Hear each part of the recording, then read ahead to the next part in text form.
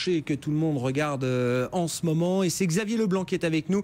Xavier, bonjour, merci d'être en duplex depuis Prime Finance. Vous êtes directeur général délégué de Prime Finance. Ce marché du pétrole, on a vu quand même là quelques pays de l'OPEP, les petits pays comme on les appelle, qui commencent à ruer un peu dans les brancards et qui aimeraient bien une réunion extraordinaire. C'est vrai que ça fait un moment que le prix reste bas, même si on a eu un rebond de 15-20%.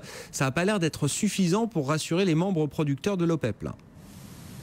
Non, effectivement, on a eu des petits bisbis, on va dire, à l'OPEP hier, puisque la ministre du pétrole nigériane a fait une interview dans le FT où elle annonçait une probable réunion, on va dire, anticipée par rapport à la réunion prévue du 5 juin pour discuter de la situation du pétrole. Mais ça a été démenti très rapidement après, même si elle avait dit qu'avec plusieurs pays, en tout cas au nombre de 6, ils avaient décidé éventuellement de convoquer une réunion.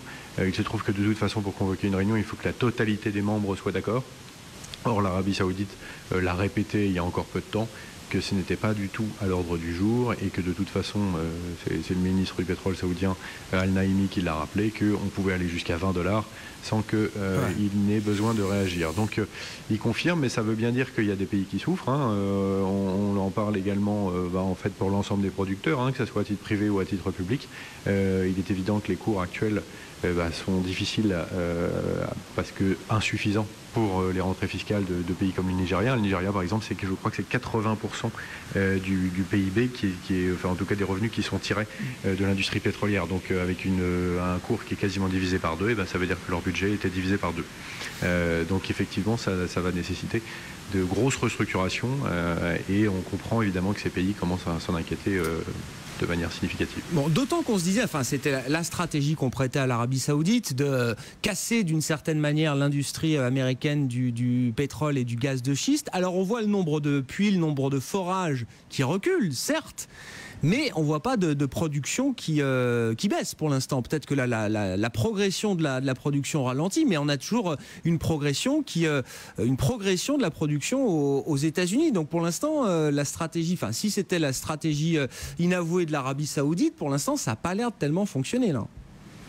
Alors, de toute façon, ça peut pas fonctionner de manière quasiment immédiate. Il est évident qu'il va falloir un petit peu de temps. Donc, c'est aussi pour cette raison que l'Arabie Saoudite n'a aucun intérêt dans l'immédiat à ce que les cours remontent. Parce qu'il est évident que si les cours remontaient, toute la stratégie, si c'est vraiment le cas, qui consistait à essayer de réduire les prix pour casser l'industrie pétrolière américaine, ne fonctionnerait pas, puisqu'il retrouverait tout de suite des cours sur lesquels il générerait à nouveau des bénéfices. Et donc, il fallait juste tenir quelques mois. Donc, il y a peu de raisons en réalité que l'Arabie Saoudite soit d'accord pour faire remonter les cours à court terme. Alors concernant directement la situation américaine, effectivement c'est le nouvel indicateur, on en a parlé, des fameux rig counts, qui consiste à essayer de compter le nombre de plateformes en activité. Elles ont quand même réduit, on a une forte baisse, ça a influencé en tout cas le marché pendant plus de 3 semaines. D'ailleurs c'est probablement une des raisons pour laquelle les cours ont remonté, puisqu'on a constaté une forte baisse du nombre de forages qui étaient en activité, une baisse de plus de 30%. Simplement, effectivement, dans l'immédiat, ça n'a pas d'impact sur la production. C'est-à-dire que les puits qui sont en activité continuent à donner de manière peut-être même plus significative. On va voir ce qui va se passer dans les semaines et dans les mois à venir. Est-ce que la productivité sera suffisante? Il faut bien voir qu'on a eu une situation un peu équivalente à après 2008. On a vu qu'il y avait eu des gains de productivité très importants. Mais ces gains, ils ont déjà été faits. Donc est-ce qu'on est capable d'en refaire à nouveau maintenant? Ça paraît pas évident. En tout cas, les experts qui sont penchés sur la question faut ressortir que les gains de productivité ils sont déjà faits, que maintenant c'est plutôt faible et que les puits vont commencer à rentrer en déplétion pour la plupart et que le seul moyen de tenir la cadence c'est de continuer à forer.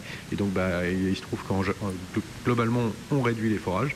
Donc logiquement la production devrait commencer à se réduire. À un moment ça va se resserrer effectivement. Oui. Alors il y a aussi une grève dans les raffineries aux États-Unis. Là on en a assez peu parlé jusqu'à présent. Xavier, ça change quelque chose justement là pour le marché du pétrole? Enfin, qu'est-ce que ça change là? Écoutez, ça n'a pas eu d'impact en tout cas sur le prix, on l'a vu il y a peu de temps. Bon, de toute façon, on a des stocks qui sont quasiment colossaux aux États-Unis, on a 400 millions de barils de disponibles, c'est absolument colossal. Donc il y a peu de raisons. En revanche, sur les produits raffinés, vous pouvez avoir un impact. Et on l'a vu d'ailleurs sur le fuel à court terme, hein, puisque le fuel de chauffage c'est plutôt apprécié de manière plus importante que les produits dits bruts, hein, comme le pétrole directement. Alors deux raisons à ça. D'abord, vous avez un épisode de froid particulier aux États-Unis qui touche les raffineries. Donc elles ne peuvent pas fonctionner de la même manière, ou en tout cas aussi bien. Et dans le même temps, effectivement, on a eu différents mouvements de grève qui se sont mis en place. Mais ça n'a pas d'impact direct pour la simple et bonne raison que pour l'instant les raffineries continuent à tourner malgré ces grèves. C'est-à-dire qu'on a des moyens de les faire tourner avec d'autres personnes, d'autres moyens. Mais ça ne peut pas durer très longtemps, cette poursuite d'activité. Donc si la grève reste la même et continue, on pourrait avoir un impact. Mais on aura un impact sur les produits raffinés.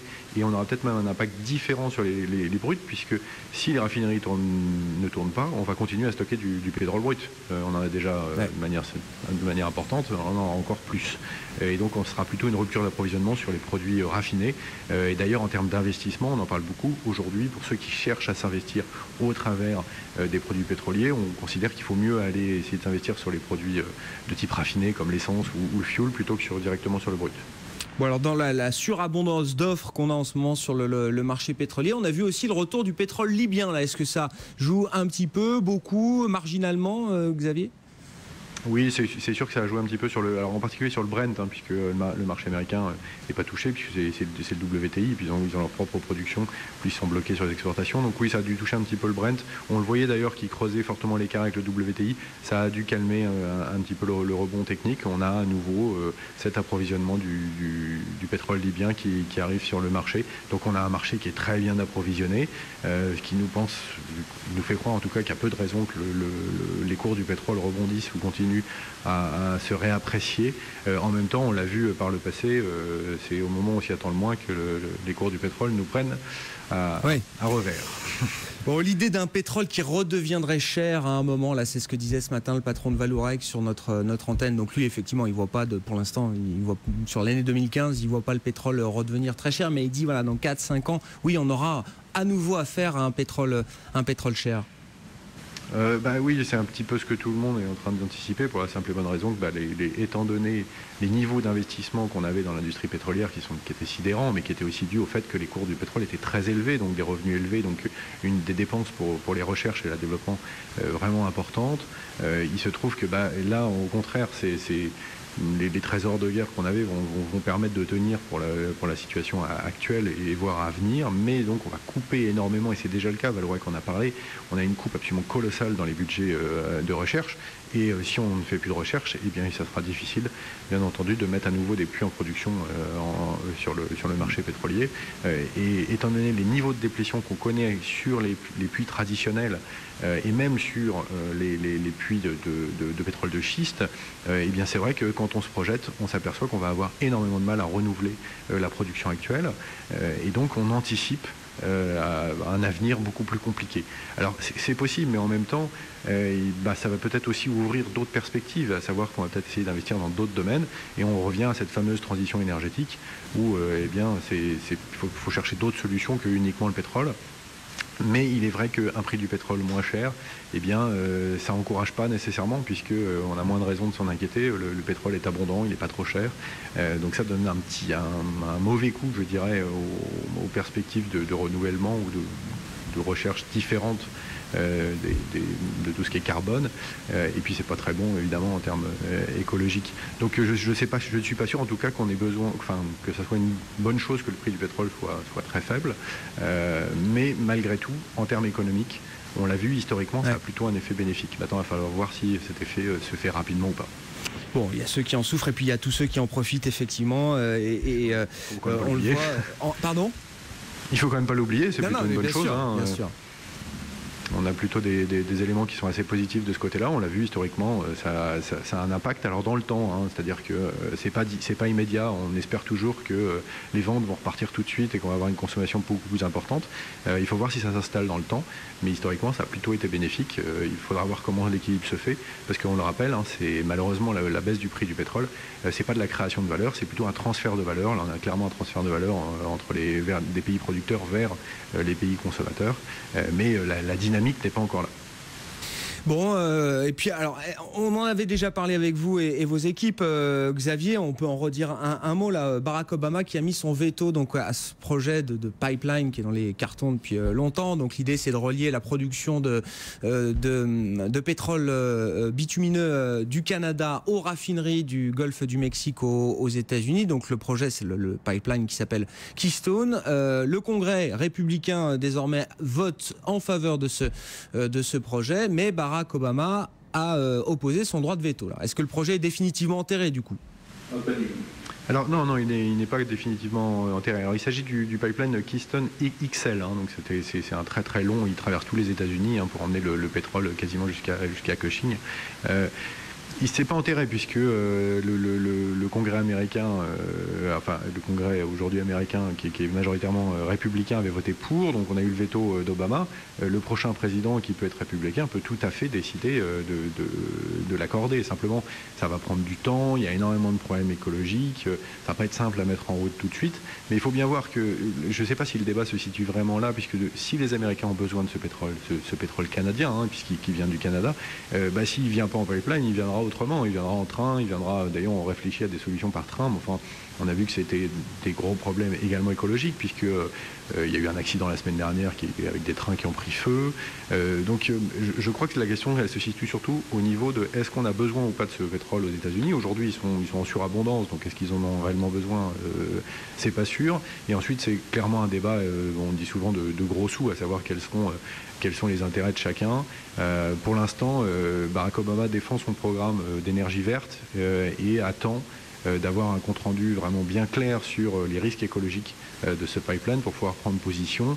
Mais comme je vous le dis, je ne suis pas sûr qu'un pipeline soit réellement plus dangereux qu'un transport par train ou par bateau, voire même par avion de pétrole. Donc les enjeux, je crois, qui sont peut-être autre part que ceux dont on parle régulièrement. Et il va falloir voir comment se dénoue la situation américaine au niveau du pétrole, avec leur pétrole de schiste. Est-ce qu'ils vont réussir à réduire un petit peu cette surproduction et sous quelle forme ça va se passer? Et ensuite, on réfléchira éventuellement à aller chercher du pétrole ailleurs. Merci beaucoup Xavier. Xavier Leblanc, directeur général délégué de Prime Finance dans Intégral Bourse. Bientôt 16h30, on va rentrer dans la dernière heure de cotation en Europe, le CAC 47.